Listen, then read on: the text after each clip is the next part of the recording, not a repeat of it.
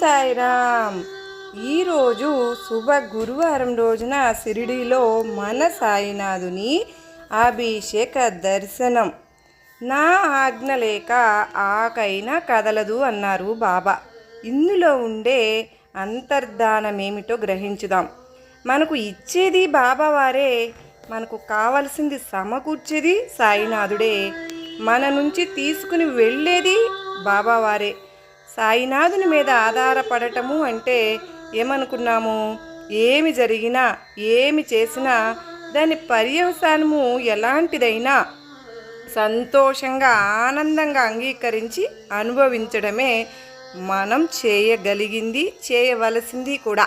Survey జనా సుఖినో భవంతు.